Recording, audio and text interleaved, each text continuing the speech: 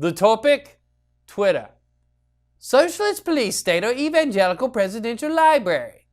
The answer, tonight on Now See This Here Now Then.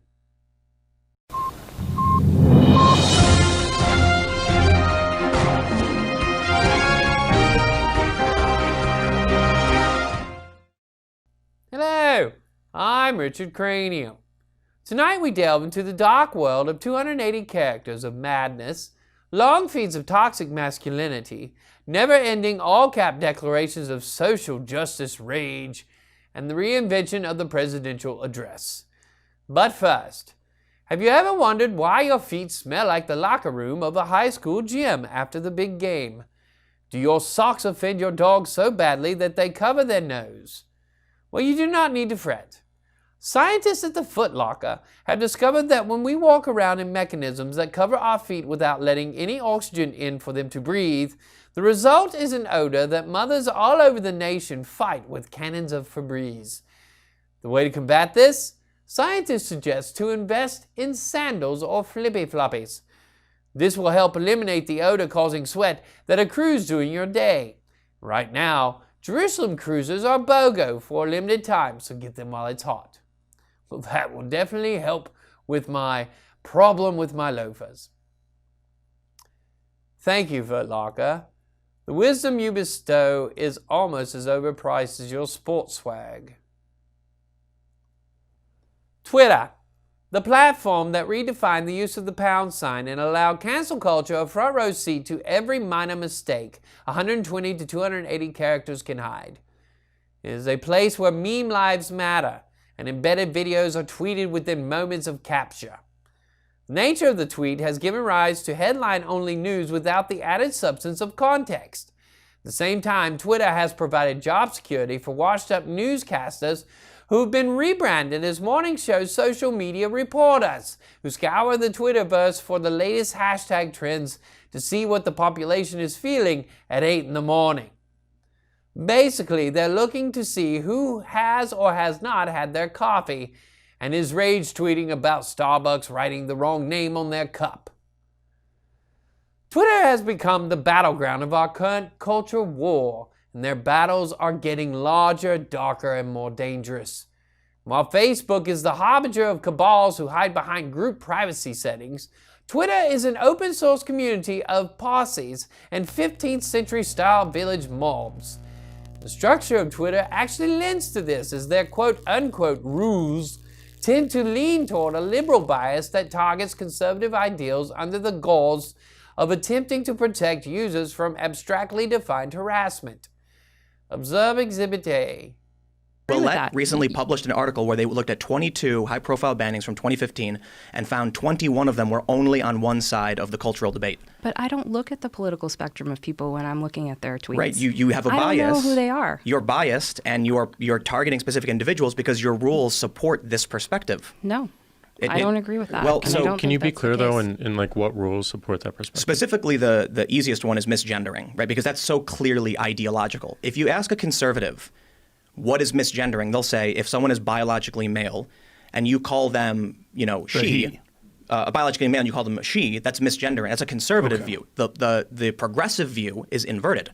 So now you actually have in your policies a rule against the conservative perspective. I have a rule against the abuse and harassment of trans people on our platform. That's what my rule is against. Can we just give context in the background as to why that is? And I brought some research. So we obviously received a lot of feedback. So we don't make these rules in a vacuum, just to be clear. We have a bunch of people all around the world who give us context on the types of behavior they're seeing, how that translates into real-world harm. And they give us feedback. And they tell us, you should consider different types of rules, different types of perspectives, different, for example, when we try to enforce hateful conduct in our hateful conduct policy in a particular country, we're not going to know all the slur words that are used to target people of a particular race or a particular religion. So we're going to rely on building out a team of experts all around the world who are going to help us enforce our rules.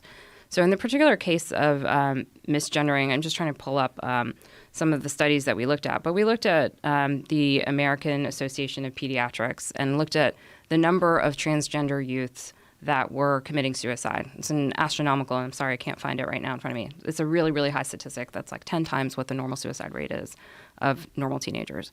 And we looked at the causes of what that was happening. And a lot of it was not just violence towards those individuals, but it was bullying behavior.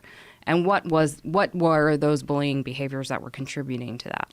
And that's why we made this rule, because we thought and we believe that those types of behaviors were happening on our platform, and we wanted to stop it. Now, there are exceptions to this rule. We don't, and this isn't about like public figures, and there's always going to be public figures that you're going to want to talk about, and that's fine. But this is about, are you doing something with the intention of abusing and harassing a trans person on the platform, and are they viewing it that way and reporting it to us so that we take action? So I will just state, I actually agree with the rule. From my point of view, I agree that bullying and harassing trans people is entirely wrong. I disagree with it. But I just want to make sure it's clear to everybody who's listening. My point is simply that, Ben Shapiro went on a talk show and absolutely refused. And that's his shtick, and he's one of the biggest podcasts in the world. So if you have all of his millions upon millions of followers who are looking at this rule saying this goes against my view of the world, and it's literally 60 plus million in this country, you do have a rule that's ideologically bent. And it's true. You did the research. You believe this. Well, then you have Ben Shapiro, who did his research and doesn't believe it. Yeah, and I relied on the American Association of Pediatrics and, Human Rights Council and other. And I'm sure he has his sources, too, for when he gives his statements. The point is, but I just wonder if they have that context. And that's where we have also failed, as well as just explaining the why behind a lot of our policy and reasons. I would agree, and I think it's fine. You did research and you found this to be true, but we can't simply say maybe Ben Shapiro and the other conservatives who feel this way don't know. We can't. The point I'm trying to make is it's simply whether you believe it, whether you justify it or not is not the point. The point is you do have this rule. That rule is at odds with conservatives. Period. Well, I think that you're generalizing, but I think it is really important, as Jack said, to the why behind these things. The why is to protect people from abuse and harassment on our platform. I understand, but you essentially created a protected class if this is the case, because despite these studies and what these studies are showing, there's a gigantic suicide rate amongst trans people. Period. It's a 40%. It's outrageously large. Now, whether that is because of gender dysphoria, whether it's because of the complications from sexual surgery, sexual transition surgery, whether it's because of bullying, whether it's because of this awful feeling of being born in the wrong gender, all that is yet to be determined. Mm-hmm. The fact that they've shown that there's a large amount of trans people that are committing suicide, I don't necessarily think that makes sense in terms of people from someone's perspective like a Ben Shapiro saying that if you are biologically female, if you are born with a double X chromosome, you will never be XY. If he says that, that's a violation of your policy. And you're creating a protected class.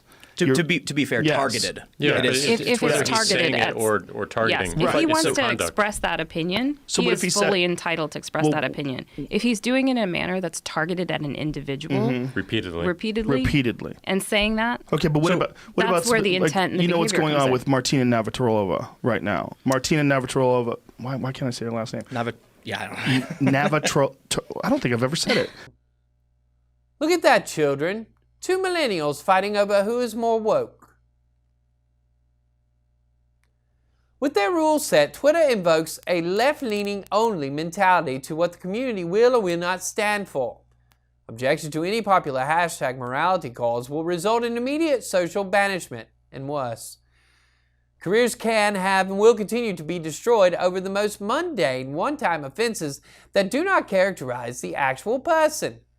If you complain about the media's coverage of only showing how police kill black men, but are not covering how they also kill white, Asian, Hispanic, or Middle Eastern men too, you are a racist. If you complain about how the media coverage is solely focused on white-on-black crimes, while not also addressing black-on-black crimes and the continued problem of gentrification within our cities, you are a racist. If you complain about the Westminster Dog Show always being aired immediately after Macy's Thanksgiving Parade for the sole reason to sell Alpo dog food, you, my friend, are a blatant racist. Social justice warriors who have taken Twitter hostage have gained so much power from basic human feelings of anger and hatred that out of this mess, we have, as noted, ruined completely innocent lives over the most non-offensive twaddle. Troll culture on Facebook is open and nasty. Troll culture on Twitter is life-threatening. If Facebook is where the devil plays, Twitter is where the devil lives.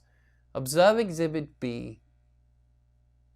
Soon after that, a disgraced pop science writer called Jonah Lehrer, he'd been caught plagiarizing and faking quotes, and he was drenched in shame and regret, he told me. And he had the opportunity to publicly apologize at a foundation lunch. This is going to be the most important speech of his life. Maybe it would win him some salvation. He knew before he arrived that the foundation was going to be live streaming his event. But what he didn't know until he turned up was that they'd erected a giant screen Twitter feed right next to his head. Another one and a monitor screen in his eye line.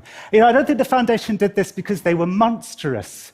I think they were clueless. I think this was a unique moment when the beautiful naivety of Twitter was hitting the increasingly horrific reality. And here were some of the tweets that were cascading into his eyeline as he was trying to apologize. Jonah Lehrer boring us into forgiving him. And Jonah Lehrer has not proven that he is capable of feeling shame. That one must have been written by the best psychiatrist ever to know that about such a tiny figure behind a lectern. And Jonah Lehrer is just a frigging sociopath. That last word, it's a very human thing to do, to dehumanize the people we hurt. It's because we want to destroy people, but not feel bad about it. Imagine if this was an actual court, and the accused was in the dock, begging for another chance, and the jury was yelling out, bored, sociopath. When we watch courtroom dramas, we tend to identify with the kind-hearted defense attorney, but give us the power, and we become like hanging judges. Power shifts fast. We were getting Jonah because he was perceived to have misused his privilege. But Jonah was on the floor then, and we were still kicking and congratulating ourselves for punching up. And it began to feel weird and empty when there wasn't a powerful person who had misused their privilege that we could get. A day without a shaming began to feel like a day picking fingernails and treading water. Let me tell you a story. It's about a woman called Justine Sacco. She was a PR woman from New York with 170 Twitter followers, and she'd tweet little acerbic jokes to them, like this one on a plane from New York to London. So Justine chuckled to herself and pressed send and got no replies and felt that sad feeling that we all feel when the internet doesn't congratulate us for being funny. Black silence when the internet doesn't talk back. And then she got to Heathrow, and she had a little time to spare before her final leg, so she thought up another funny little acerbic joke. And she chuckled to herself, pressed send, got on the plane, got no replies, turned off her phone, fell asleep, woke up 11 hours later, turned on her phone while the plane was taxiing on the runway, and straight away there was a message from somebody that she hadn't spoken to since high school that said, "I am so sorry to see what's happening to you." And then another message from her best friend, "You need to call me right now. You are the worldwide #1 trending topic on Twitter." What had happened was that one of her 170 followers had sent the tweet to a Gawker journalist, and he retweeted it to his 15,000 followers. And then it was like a bolt of lightning. A few weeks later, I talked to the Gawker journalist. I emailed him and asked him how it felt, and he said it felt delicious. And then he said, "But I'm sure she's fine." But she wasn't fine, because while she slept, Twitter took control of her life and dismantled it piece by piece. First, there were the philanthropists.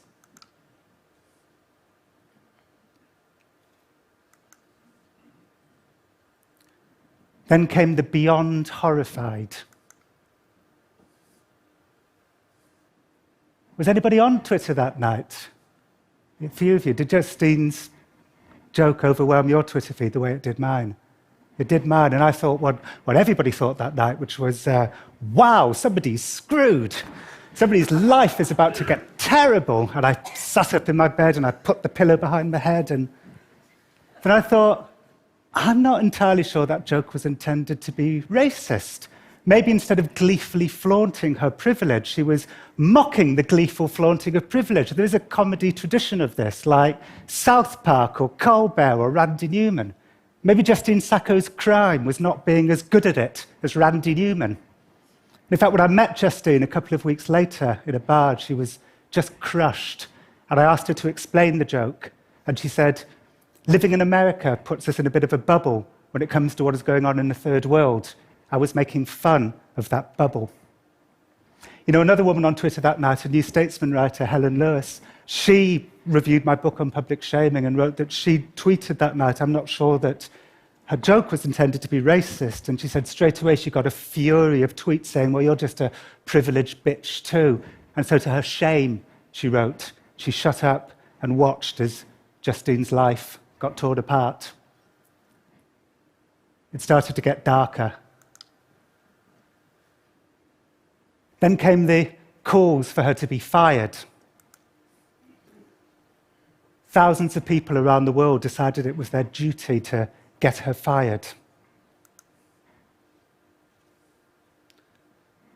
Corporations got involved, hoping to sell their products on the back of Justine's annihilation.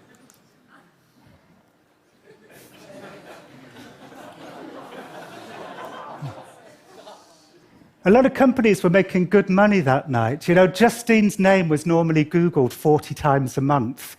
That month, between December the 20th and the end of December, her name was Googled 1,220,000 times.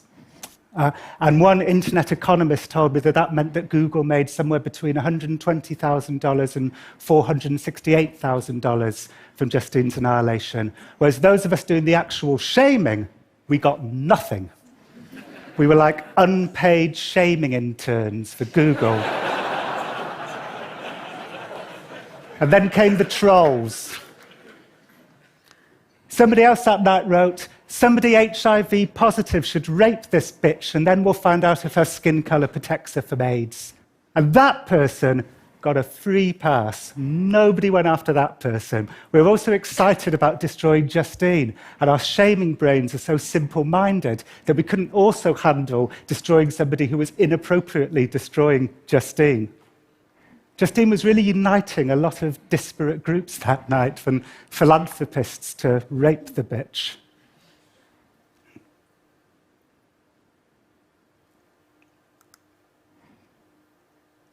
Women always have it worse than men. When a man gets shamed, it's, I'm going to get you fired. When a woman gets shamed, it's, I'm going to get you fired and raped and cut out your uterus. And then Justine's employers got involved.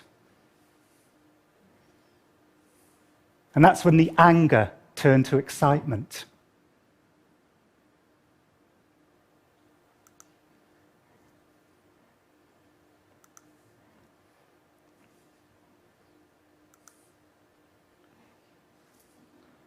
What we had was a delightful narrative arc.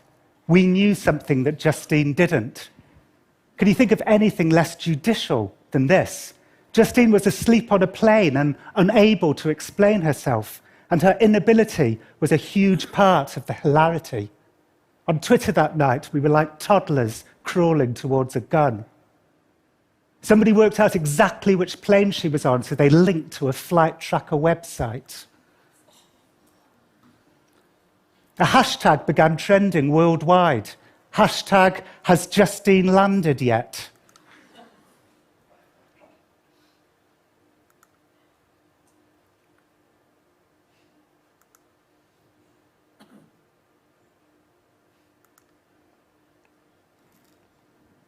And guess what?